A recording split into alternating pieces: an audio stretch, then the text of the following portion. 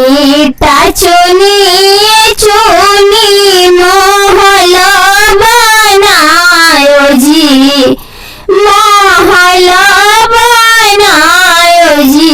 अजी ताही महले सुतलिया पान पापा राजा जी।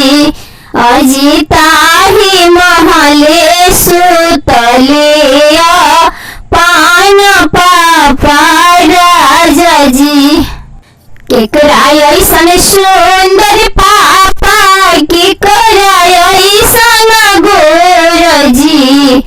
अजी केकरा ऐसन गोर जी, केकरा ऐसन ज्ञानी पापा, खोजले बड़ दामाद जी।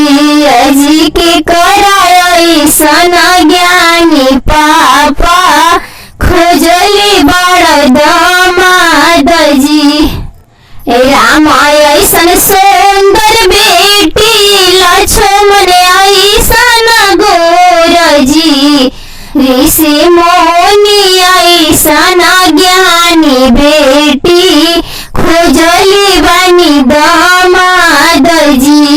ऋषि मुनि ऐसन ज्ञानी बेटी, खोजली बनी दामाद जी।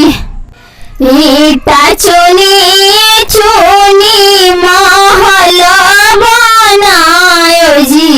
अजी ताही महले सुतलिया पान पापा राजा जी। अजी ताही महले सुतलिया पान पापा राजा जी।